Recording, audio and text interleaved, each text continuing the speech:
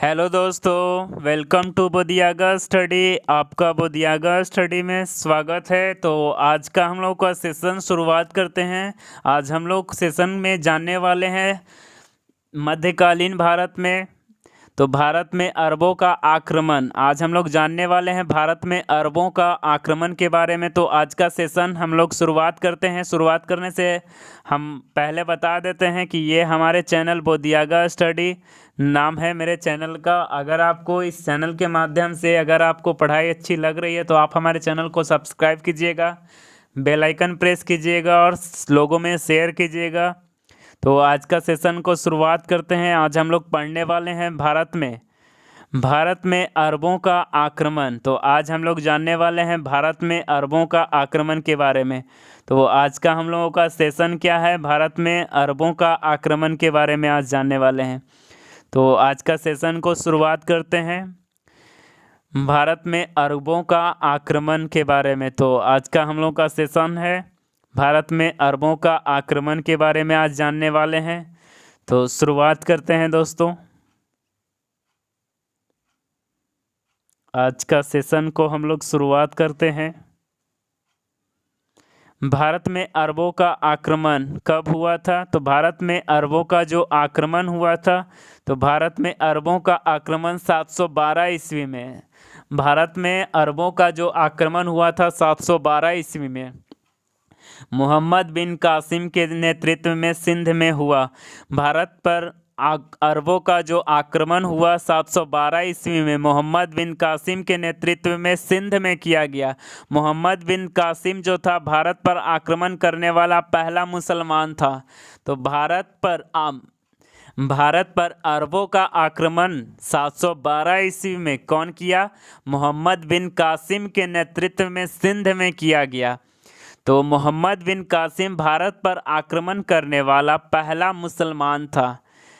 ठीक है, ध्यान रखेंगे। जब मोहम्मद बिन कासिम सिंध में आक्रमण किया उस समय सिंध के राजा कौन थे? तो सिंध के राजा थे दाहिर सेन। जब मोहम्मद बिन कासिम ने भारत पर आक्रमण किया उस समय सिंध के शासक कौन थे? तो सिंध के शासक दाहिर सेन थे। दाहिर सेन कौन थे? तो ब्राह्मण वंश के, ये ब्राह्मण वंश से था। इसके पिता का नाम चच था। इसके पिता का नाम क्या था? चच। मोहम्मद बिन कासिम जिसका जन्म 695 ईस्वी में हुआ और 715 ईस्वी तक चला इसका। ठीक है, मोहम्मद बिन कासिम इराक के खलीफा हज्जाज का भतीजा एवं दामाद था। तो मोहम्मद बिन कासिम जो था तो इराक के खलीफा जो थे, इराक के जो खलीफा थे हज्जाज, उसका भतीजा और दामाद दोनों था, जो एक वीर सेनापति था ये मोहम्मद बिन कासिम। ठीक है, हुआ क्या था, मामला क्या था? तो मामला ये था कि हज्जाज का एक जहाज़ था। हज्जाज का जहाज़ को जब देवाल बंदरगाह, यानी सिंध में एक देवाल बंदरगाह है, देवाल बंदरगाह में समुद्री डाकुओं ने लूट लिया। तो हज्जाज ने सिंध के राजा दाहिर को सूचना दिया, मगर जो दाहिर ने इस पर कोई कार्रवाई किया ही नहीं। क्या मामला यहीं से शुरुआत होता है। भारत में अरबों का आक्रमण करने का मेन फैक्ट और मेन मुद्दा यही था कि हज्जाज का एक जहाज़ था, जो कि हज्जाज का एक जहाज़ को देवाल बंदरगाह है कहाँ? तो वो लगभग सिंध में पड़ता है। तो समुद्री जो डाकू थे उसने लूट लिया था। किसका जहाज़ था? तो ये हज्जाज का जहाज़ था। लूटा कौन था? समुद्री डाकुओं ने लूटा था। ठीक है, समुद्री डाकुओं ने लूट लिया था। लेकिन इसकी सूचना हज्जाज ने राजा दाहिर को दिया था। सिंध के राजा उस समय राजा दाहिर थे, लेकिन इस पर राजा जो दाहिर था वो किसी तरह का कोई कार्रवाई नहीं किया। अब इस कारण से कार्रवाई नहीं किया, इस आक्रोश में आकर खलीफा ने क्या किया? मोहम्मद बिन कासिम को सिंध पर आक्रमण करने के लिए आदेश दे दिया। ठीक है, तो ये फैक्ट था, पहला फैक्ट।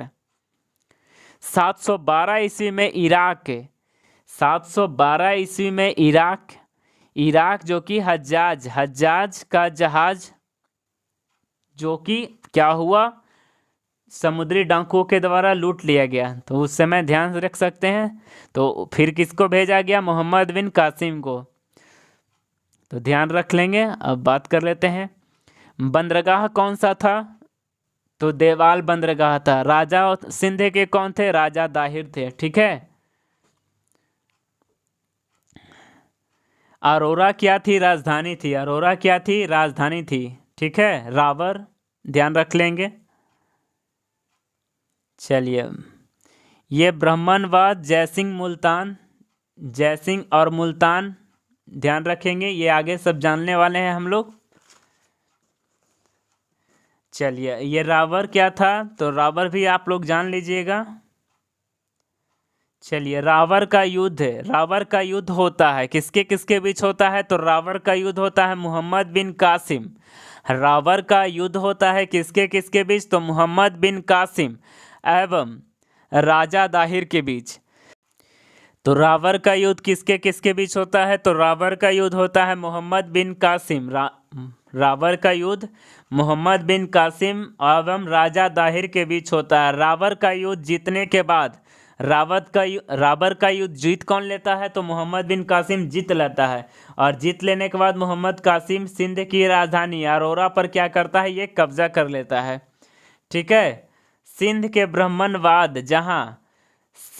ब्राह्मणवाद जहाँ दाहिर के पुत्र, राजा दाहिर के पुत्र जो था, पुत्र का शासन था। ठीक है, इसके पुत्र का शासन था। वहीं मोहम्मद बिन कासिम ने अपना स्थापत्य कर लिया। वहीं मोहम्मद बिन कासिम ने अपना क्या किया? स्थापत्य कर लिया। ठीक है। मोहम्मद बिन कासिम मुल्तान पर भी अधिकार कर लिया। मोहम्मद बिन कासिम क्या कर लिया? मुल्तान पर भी अधिकार कर लिया। मुल्तान, मोहम्मद बिन कासिम ने इतना धन लूटा, यहाँ से इतना धन लूटा कि उसने मुल्तान का जो नाम रख दिया स्वर्ण नगरी रख दिया। क्या रख दिया? स्वर्ण नगरी, मतलब सोने चांदी की नगरी का नाम रख दिया। इतना धन यहाँ से लूटा इसने। ठीक है। अरबों के आक्रमण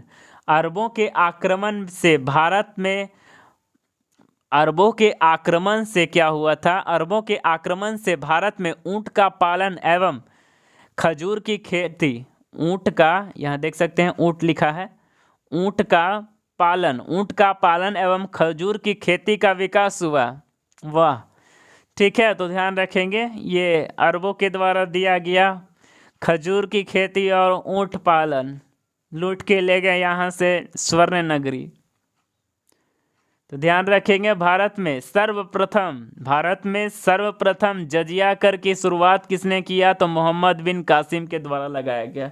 तो भारत में सर्वप्रथम जजिया कर की शुरुआत किसके द्वारा किया गया?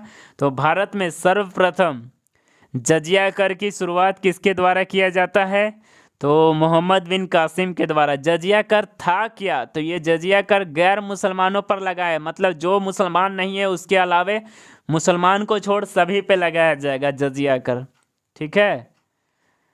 मोहम्मद बिन कासिम ने ब्राह्मण, स्त्री, बच्चा पर जजिया कर नहीं लगाया था। तो ये तीनों को अलग रखा था, ये तीनों से जजिया कर नहीं लेता था। ठीक है। चलिए, अब इसी में जान लेते हैं, भारत में आगे बढ़ जाते हैं। अब कारण क्या था? ये तो हमने आपको बताया था कि भारत पर अरबों का आक्रमण करने का कारण था, तत्कालीन कारण था, हज्जाज का जहाज लुटाया था। इस कारण से ये मामला, जो लड़ाई का जो पहला नींव डाल दिया गया यहीं से।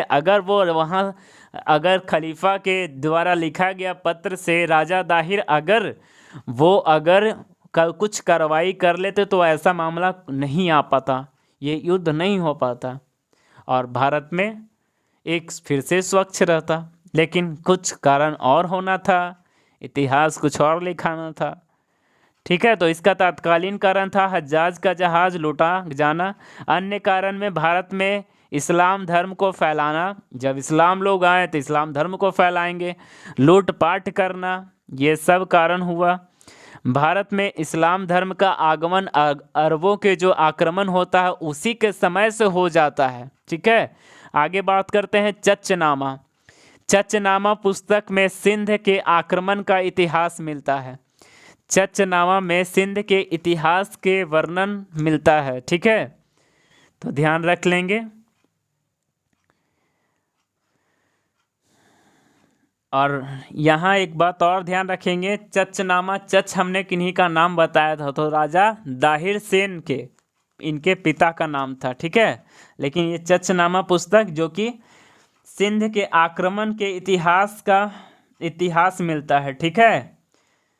चचनामा, चचनामा जो कि अरबी भाषा में लिखा गया। अगर आपसे पूछता है कि चचनामा जो पुस्तक है वो किस भाषा में लिखा गया है, तो वे भाषा में लिखा गया है अरबी भाषा में। इसके लेखक कौन है, तो अली अहमद, अली अहमद इसके लेखक हैं। कौन है इसके लेखक, तो अली अहमद इसके लेखक हो जाते हैं।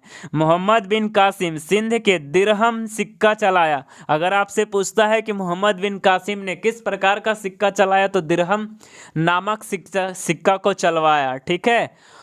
तो ध्यान रख लेंगे। भारत में अरबों ने गणित, ज्योतिष शास्त्र, चिकित्सा, नीति शास्त्र का आदि का ज्ञान सिखाया। तो इन्होंने कुछ ना कुछ देकर भी गए। तो भारत में अरबों ने क्या क्या दिया, तो गणित, खजूर और ऊंट का पालन तो ऐसे ही सिखा दिया। और भारत में अरबों ने क्या किया, गणित, ज्योतिष शास्त्र, चिकित्सा, नीति शास्त्र आदि का ज्ञान सिखाया। वाह। अरबों ने भारत में ही शून्य का ज्ञान सीखा।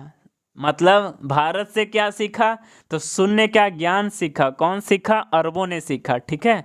तो भारत में विदेशी आक्र शासकों का आने का क्रम देख सकते हैं। भारत में ईरानी आए, यूनानी आए, अरबी आए, अब आ जाएंगे तुर्क। अरबी हमने आपको अभी पढ़ाया, यूनानी भी आपको इससे पहले सिकंदर में टॉपिक में पढ़ा चुके हैं। और उसी में कौन थे, ईरानी एक बार और पहले आ चुके हैं, ठीक है। अब आते हैं तुर्क में। भारत में तुर्कों का आक्रमण, भारत में तुर्कों का आक्रमण की बात करें तो भारत में ये भी टॉपिक दोनों साथ साथ ही लेकर चलते हैं। तो भारत में तुर्कों का आक्रमण भी चलते हैं साथ में लेकर के। भारत में तुर्कों का आक्रमण, तो शुरुआत करते हैं भारत में तुर्कों का आक्रमण। यहाँ तक आपको भारत में अरबों का आक्रमण से रिलेटेड कोई समस्या तो नहीं है। अगर आपको कोई परेशानी है तो आप कमेंट में जरूर, सेक्शन में जरूर आप इसका जवाब दे सकते हैं, ठीक है।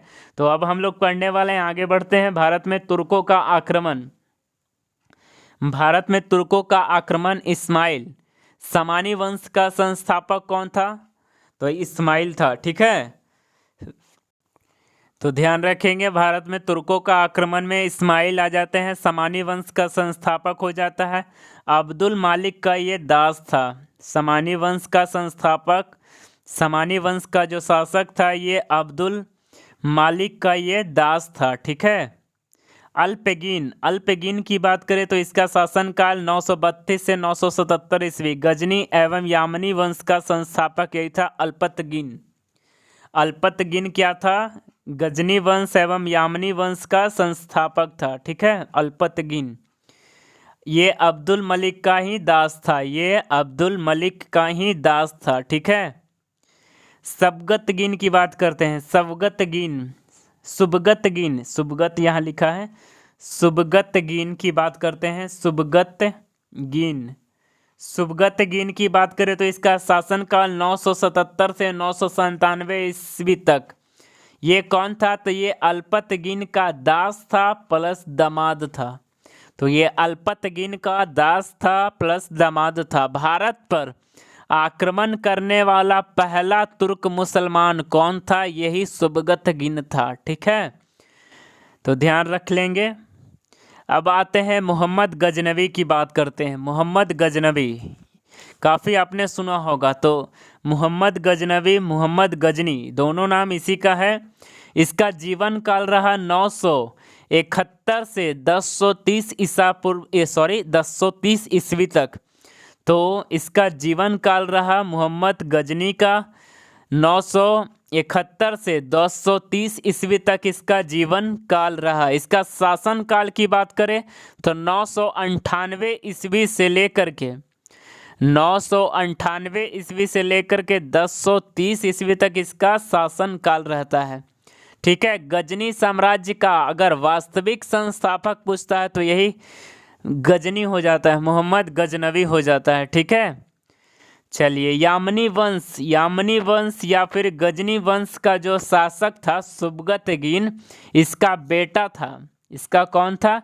इसका बेटा था, जिसने क्या किया? सुल्तान की उपाधि धारण किया था, और विश्व का पहला शासक यही हुआ। सुल्तान की उपाधि धारण करने वाला विश्व का पहला शासक कौन था? मोहम्मद गजनी था। ठीक है, ये कौन था? सुबगतगिन का बेटा था। यामनी वंश गजनी वंश का संस्थापक कौन था? यही था सुबगतगिन, और इसका बेटा ही, दोनों सेम मान सकते हैं। ठीक है, चलिए आगे बढ़ जाते हैं। बुत्सिकन की बात करें तो इसे मूर्ति भंजक के नाम से प्रसिद्ध, यानी इसने भारत में आकर इतना मूर्तियों को तोड़ा, इतना मूर्तियों को फोड़ा, यहाँ से इतना लूट के ले गया, इतना लूट के ले गया, इसलिए इसके क्या कहते हैं? इसका नाम भी पड़ गया बुत्सिकन, यानी मूर्ति भंजक के नाम से इसका नाम दिया गया। ठीक है, यामनी उद दौला साम्राज्य का दाहिना हाथ यही कहलाया। यामनी उद मिल्ला मुसलमानों का संरक्षण की उपाधि इसने ही धारण किया।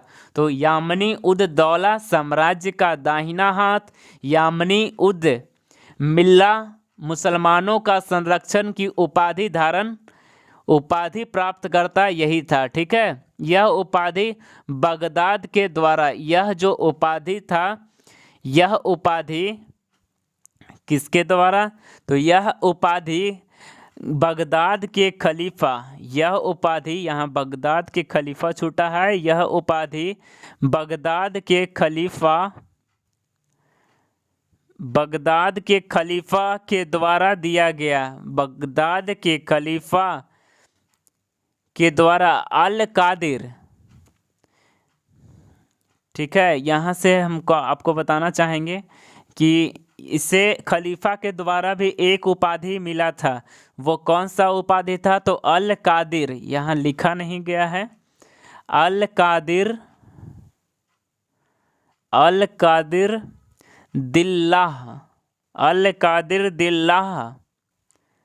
दिल्लाह की उपाधि इसे कौन दिया था? तो इसे इराक के खलीफा, इराक यानी बगदाद के खलीफा के द्वारा दिया गया था यह उपाधि। ठीक है, चलिए आगे बढ़ जाते हैं। भारत पर इसने, मोहम्मद गजनवी ने 17 बार आक्रमण किया। भारत पर इसने 1-2 बार नहीं, 17 बार आक्रमण किया है ये बंदा। ठीक है, सोमनाथ मंदिर को लूटा 1025 ईस्वी में। सोमनाथ मंदिर को लूटा 1025 ईस्वी में। मोहम्मद गजनवी 27 वर्ष की आयु में 998 में गजनी का जो है शासक ये बनता है। कहाँ का शासक बनता है? गजनी का ये शासक बनता है। महमूद गजनी अपने पिता के शासनकाल खुरासन के शासक बना। ठीक है, तो मोहम्मद गजनी जो है अपने पिता के शासनकाल के समय खुरासन, मतलब अब ये राजा बनने से पहले किस जगह का ये मतलब शासक था? खुरासन, ईरान का ये शासक था। ठीक है, सुबगतगीन ने अपने छोटे पुत्र इस्माइल को गजनी का उत्तराधिकारी बनाया। सुबगतगीन ने क्या किया? ये अपने छोटे पुत्र इस्माइल को गजनी का उत्तराधिकारी बनाता है। ठीक है, मोहम्मद गजनी ने भारत पर आक्रमण करते समय किसका नारा दिया था? तो ये आपके इम्पोर्टेंट पॉइंट बन जाते हैं। मोहम्मद गजनी ने भारत पर आक्रमण करते समय किसका नारा दिया था? तो ये इसने जिहाद का नारा दिया था। किसका नारा दिया था? जिहाद का नारा दिया था इसने। ठीक है, चलिए मोहम्मद गजनवी भारत पर पहला आक्रमण इसका था 1000 ईस्वी में, पूरे 1000 में। कहाँ? पंजाब के सीमावर्ती क्षेत्र में किया गया था। ठीक है, मोहम्मद गजनवी का भारत में दूसरा आक्रमण जो था कहाँ का था? तो दूसरा आक्रमण पेशावर जो कि वर्तमान में अभी कहाँ है? पाकिस्तान में। ठीक है, अब आते हैं बहिंद का युद्ध। वह हिंद का युद्ध के बारे में जानते हैं, तो वह हिंद का युद्ध 1000 ईस्वी में हुआ, 1001 ईस्वी में हुआ। ठीक है, किसके किसके बीच होता है वह हिंद का युद्ध? तो ये वह हिंद का युद्ध होता है मोहम्मद गजनी और जयपाल के बीच। जयपाल कौन था? तो जयपाल हिंदू व शाही वंश का राजा था। इसकी राजधानी कहाँ थी? बहिंद उदभांडपुर में था। ठीक है, तो जयपाल जो है हिंदू शाही वंश का राजा था, हिंदू शाही वंश का राजा था। इसकी राजधानी कहाँ थी? वहिंद। वहिंद कहाँ थी? उदभांडपुर में थी। वहिंद का युद्ध कहाँ किसके साथ हुआ? मोहम्मद गजनवी के साथ हुआ। और किसके बीच हुआ? जयपाल के बीच हुआ 1001 ईस्वी में। जयपाल कौन था? तो जयपाल हिंदू शाही वंश का राजा, इसकी राजधानी वहिंद उदभांडपुर में थी। ठीक है, जयपाल जो था 1001 ईस्वी में महमूद गजनवी से युद्ध में हार जाने के कारण ये क्या करता है? अपने आप को स्वयं को पीड़ा देकर आत्महत्या कर लेता है। ठीक है, तो जयपाल के बाद इसका जो बेटा है आनंदपाल बहिंद का राजा बनता है। ठीक है, जयपाल के बाद इसका बेटा आनंदपाल जो है बहिंद का राजा बनता है। 1008 ईस्वी में फिर से महमूद गजनवी ने क्या किया? इसको पराजित कर दिया। ठीक है, तो महमूद गजनवी का भारत पर सबसे बड़ा आक्रमण 1025 ईस्वी का सोमनाथ मंदिर के विरुद्ध था। ठीक है, ये सोमनाथ मंदिर कहाँ है? तो ये सोमनाथ मंदिर सौराष्ट्र गुजरात में है। ये किन देवता का मंदिर है? तो भगवान शिव की मंदिर है। ठीक है, सोमनाथ मंदिर पर आक्रमण करते समय वहाँ का राजा कौन था? तो भीमदेव था, भीमदेव प्रथम था। ठीक है, अगर आपसे प्रश्न बनता है कि 1025 ईस्वी में जब मोहम्मद गजनवी ने अपने गुजरात के सोमनाथ मंदिर पर आक्रमण करता है तो उस समय वहाँ के राजा कौन थे? तो राजा भीमदेव प्रथम थे। ठीक है, मोहम्मद गजनवी का भारत में अंतिम जो आक्रमण था 1027 ईस्वी में था, जाटों के विरुद्ध में था। ठीक है, भारत पर मोहम्मद गजनवी का आक्रमण का कारण क्या था?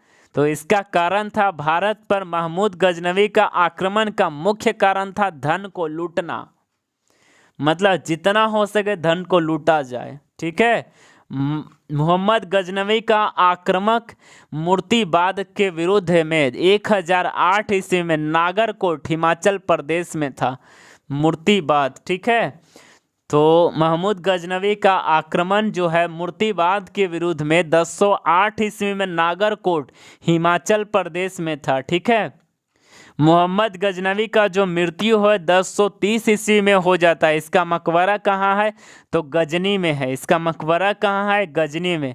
महमूद गजनवी ने सोमनाथ के जो शिवलिंग है, शिवलिंग जो है उसके जो टुकड़ा है उसको टुकड़ा कर देता है, और टुकड़ा करके क्या करता है?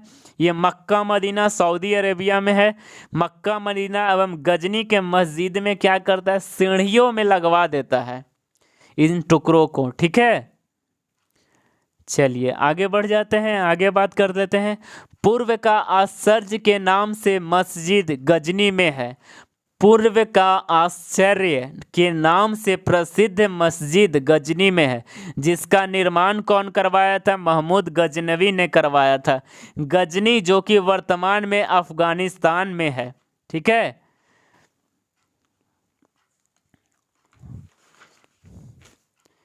जानुलू क्या है? तो जानुलू जो है, जानुलू मोहम्मद गजनवी को कहा जाता था।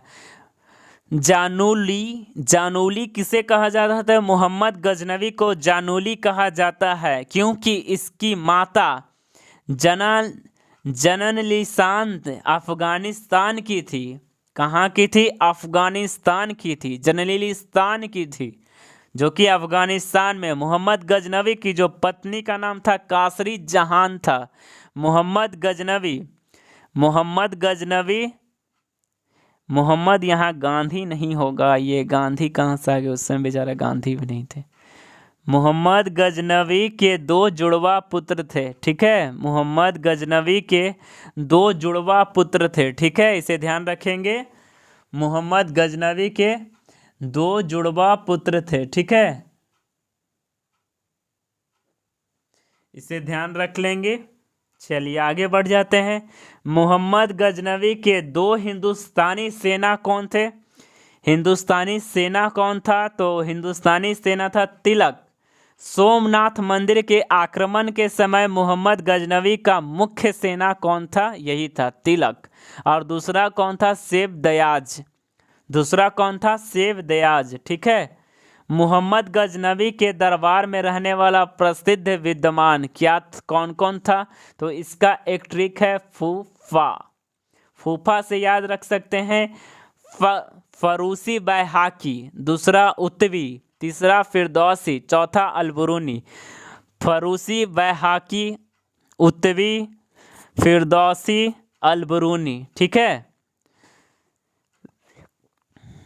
तो पहला फरूसी बैहाकी, दूसरा उत्वी, तीसरा फिरदौसी, चौथा अलबरूनी।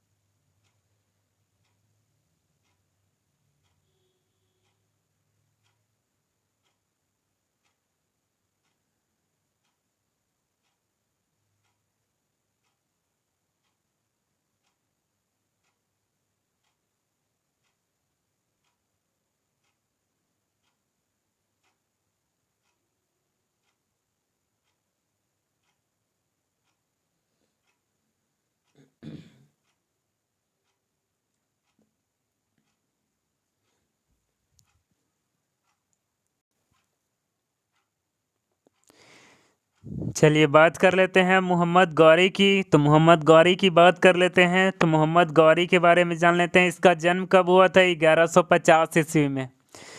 मोहम्मद गौरी का जन्म कब हुआ था? तो 1150 ईस्वी में। इसका जन्म स्थान कहाँ है? तो गौर प्रदेश, एक अफगानिस्तान का क्षेत्र है, वहीं इसका जन्म हुआ था। इसका मृत्यु की बात करें तो इसकी मृत्यु कब हुई थी? 1206 ईस्वी में। इसका मकबरा कहाँ है अवस्थित? तो इसका मकबरा गजनी अफगानिस्तान में है। मोहम्मद गौरी का मकबरा कहाँ है? तो इसका गौरी का मकबरा कहाँ है? तो ये गजनी अफगानिस्तान में है, ठीक है। इसके पिता की बात करें तो इसका पिता का क्या नाम था? बहाउद्दीन बिन शाम। इसका बड़ा भाई कौन था? गयासुद्दीन बिन शाम। इसका पूरा नाम क्या था? मोइनुद्दीन मोहम्मद बिन शाम। मोइनुद्दीन मोहम्मद बिन शाम, ठीक है। और या फिर इसका दूसरा नाम कह सकते हैं साहबुद्दीन मोहम्मद बिन शाम, ठीक है। ये वंश कौन से वंश से था? तो संसवनी वंश, गौरी वंश था, ठीक है।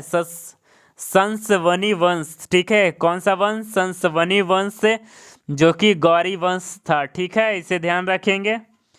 चलिए आगे बढ़ते हैं। मोहम्मद गौरी जो कि अफगानिस्तान के गौर प्रदेश का शासक था। मोहम्मद गौरी अफगानिस्तान के गौर प्रदेश का शासक था। ठीक है, मोहम्मद गौरी अफगानिस्तान के गौर प्रदेश का शासक था। मोहम्मद गौरी ने राज्य सिंहासन पर 1173 ईस्वी में बैठा। मोहम्मद गौरी राज्य सिंहासन पर 1173 ईस्वी में बैठा। ठीक है, मोहम्मद गौरी का भारत पर पहला आक्रमण 1175 ईस्वी में कब किया गया? भारत पर आक्रमण तो 1175 ईस्वी में किया गया। कहाँ? इसने मुल्तान पर किया हमला। एवं अंतिम आक्रमण इसका कहाँ था? 1206 ईस्वी में पंजाब के खोखर जनजातियों के विरुद्ध था। पंजाब के खोखर जनजातियों के विरुद्ध में था। ठीक है, मोहम्मद गौरी भारत पर आक्रमण करने का इसका मुख्य उद्देश्य था अपने साम्राज्य का विस्तार करना। ठीक है, भारत में इस्लाम साम्राज्य का वास्तविक संस्थापक किसे कहते हैं? तो मोहम्मद गौरी को कहते हैं। ठीक है, मोहम्मद गौरी का भारत पर आक्रमण 1175 ईस्वी में मुल्तान एवं सिंध पर आक्रमण किया। 1175 ईस्वी में मुल्तान एवं सिंध उच्च पर आक्रमण किया और जीता भी। ये जीत गया। 1178 ईस्वी में गुजरात के पाटन में आक्रमण यह युद्ध मोहम्मद गौरी और गुजरात के शासक भीम द्वितीय के बीच हुआ। मूलराज द्वितीय भी कह सकते हैं, इनका नाम था। और मोहम्मद गौरी की क्या होती है? जीत होती है। अब आते हैं 1779 ईस्वी की बात करते हैं। पेशावर पाकिस्तान में है। यहाँ आक्रमण करता है और यहाँ से भी जीत हासिल प्राप्त करता है। ठीक है, आगे है 1181 ईस्वी। 1181 ईस्वी सियालकोट पाकिस्तान पर आक्रमण करता है और जीत जाता है। सियालकोट पाकिस्तान पर आक्रमण करता है और जीत जाता है। ठीक है, 1181 ईस्वी में सियालकोट पाकिस्तान पर आक्रमण करता है और जीत जाता है। 1186 ईस्वी की बात करें तो 1186 ईस्वी में लाहौर पाकिस्तान पर आक्रमण करता है। 1186 ईस्वी में लाहौर पाकिस्तान पर आक्रमण करता है। 1191 ये आपके इम्पोर्टेंट बन जाते हैं। 1191 में तराइन का प्रथम युद्ध। 1191 तराइन का प्रथम युद्ध में क्या हो जाता है? तो मोहम्मद गौरी की हार होती है और पृथ्वीराज चौहान की जीत हो जाती है। तो लड़ाई किसके किसके बीच हुआ? मोहम्मद गौरी और पृथ्वीराज चौहान के बीच। ठीक है, 1192 ईस्वी की बात करते हैं तो 1192 ईस्वी में अगले वर्ष ही तराइन का द्वितीय युद्ध होता है, जिसमें क्या होता है? जीत हासिल होती है। किसके किसके बीच लड़ा गया? तो मोहम्मद गौरी और पृथ्वीराज चौहान के बीच। ठीक है, 1194 ईस्वी की बात करते हैं। चंदावर का युद्ध जीता मोहम्मद गौरी ने और यह युद्ध मोहम्मद गौरी और जयचंद्र के बीच होता है। मोहम्मद गौरी और जयचंद्र के बीच होता है। इसके बाद 1206 ईस्वी की बात करें तो पंजाब के खोखर जनजातियों के बीच आक्रमण किया जाता है, जीत होती है। ठीक है, लेकिन 15 मार्च 1206 ईस्वी को पाकिस्तान के दमियक नामक स्थान पर खोखरों ने मोहम्मद गौरी को मार डाला। ठीक है, 1178 ईस्वी में जब मोहम्मद गौरी गुजरात पर आक्रमण किया था, उस समय वहां के शासक भीम द्वितीय चालुक्य वंश से सोलंकी वंश के राजा थे। ठीक है, चालुक्य वंश की राजधानी कहाँ थी? तो अहिलवाड़ा पाटन जो कि स्थान था। मोहम्मद गौरी कवि रुद्र भीम के साथ उसकी मां नैकी देवी के साथ भी युद्ध किया था। ठीक है, तो ये आपके इम्पोर्टेंट बन सकते हैं। मोहम्मद गौरी के विरुद्ध में भीमसेन की उसकी मां नैकी देवी ने भी युद्ध किया था और मोहम्मद गौरी को पराजित कर दी थी। ठीक है, चलिए आगे बात करते हैं मोहम्मद गौरी एवं राज चौहान के बीच। पृथ्वीराज चौहान के बीच मोहम्मद गौरी एवं पृथ्वीराज चौहान के बीच तराइन का युद्ध। तराइन का युद्ध का मुख्य कारण क्या था? भरटिंडा का किला था। भरटिंडा का किला था। ठीक है।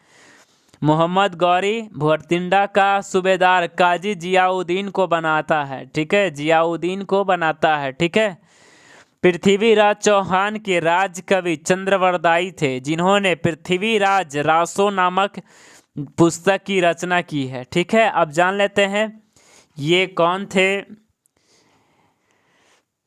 पृथ्वीराज चौहान, इनके बारे में थोड़ा जान लेते हैं। तो यहाँ शुरुआत होती है तोमर वंशीय राजा दिल्ली से। तोमर वंशीय राजा दिल्ली से शुरुआत होती है। अनंतपाल से, तोमर वंशीय राजा अनंतपाल से शुरुआत होती है। ठीक है। तो अनंतपाल की बात करें तो अनंतपाल की बेटी कौन थी? तो अनंतपाल की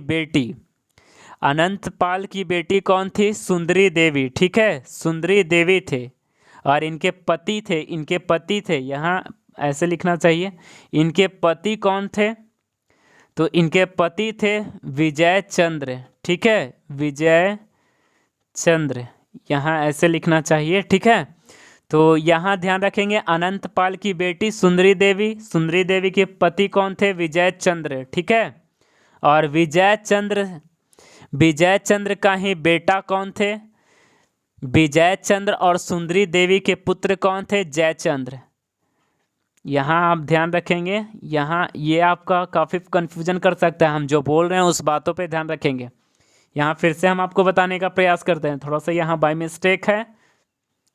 तोमार वंशीय राजा जो कि दिल्ली के आसपास या दिल्ली के पास शासन करते थे, कौन करते थे? अनंतपाल। अब बात कर लेते हैं अनंतपाल की। अनंतपाल की एक बेटी थी, दो बेटियां थी। तो दो बेटियां हम बताएंगे आगे भी। तो पहली बेटी कौन थी? सुंदरी देवी के पति ये थे विजय चंद्र सुंदरी देवी के पति थे। ठीक है, विजय चंद्र। और इसके बाद बात करते हैं तो ये दोनों विजय चंद्र और सुंदरी देवी, ये दोनों से कौन थे? इनके बेटा कौन थे? तो जयचंद्र थे इनके बेटा। इन दोनों से संतान कौन थे? तो विजय चंद्र और सुंदरी देवी से। सुंदरी देवी कौन थी? अनंतपाल की बेटी थी। ठीक है, अनंतपाल की दो बेटियां थी, कपूरी देवी और सुंदरी देवी। सुंदरी देवी की पति कौन थे? विजय चंद्र और सुंदरी देवी से इनका पुत्र कौन था? जयचंद्र जो कि कन्नौज का शासक था। ठीक है। अब ये जयचंद्र की बेटी कौन थी? तो जयचंद्र की बेटी थी यहाँ संयोजिता। अब यहाँ से बात करते हैं, जयचंद्र की बेटी कौन थी? तो ये थी संयोजिता। ठीक है, संयोजिता। ठीक है, इसे ध्यान रखेंगे। चलिए, अब यहाँ से आपका कन्फ्यूजन दूर हो गया होगा। अब दूसरी बेटी बात करते हैं अनंतपाल की। अनंतपाल के दूसरी बेटी की बात करते हैं। यहाँ बेटा लिखा है, थोड़ा बहुत कन्फ्यूजन है यहाँ। हम जो बोल रहे हैं उस बातों पे ध्यान रखेंगे। ठीक है। तो ये बेटी कौन थी? दूसरी बेटी कौन थी? तो कपूरी देवी थी। कपूरी देवी जिसे कमला देवी भी कहते हैं। और इसके पति कौन थे? इनके पति कौन थे? सोमेश्वर। ठीक है, इनके पति कौन थे? सोमेश्वर। ठीक है। तो अनंतपाल की दो बेटियां सुंदरी देवी, कपूरी देवी। ठीक है। और ये कपूरी देवी के बारे में बात कर रहे हैं। कपूरी देवी जिसे कमला देवी भी कहते हैं, इसके पति का क्या नाम था? सोमेश्वर। और कपूरी देवी और सोमेश्वर से ही इनका पुत्र था। कौन था? इनका पुत्र था। यहाँ ये सब मिस्टेक है। इन दोनों से जन्म लिया पुत्र कौन था? पृथ्वीराज चौहान। ठीक है, जो कि दिल्ली और अजमेर का शासक था। तराइन के मैदान हरियाणा के थानेश्वर के निकट है। ठीक है। तो अब यहाँ से हम फिर से आपको बताने का प्रयास करते हैं। देखिए, हम डायग्राम से बताते हैं।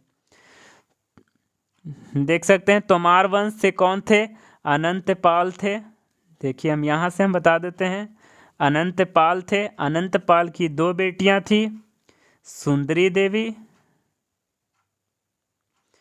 कौन थी? सुंदरी देवी, लिख देते हैं सुंदरी देवी, सुंदरी देवी। और दूसरा कौन थी? कपूरी देवी। ठीक है, कपूरी देवी। ठीक है, कपूरी देवी।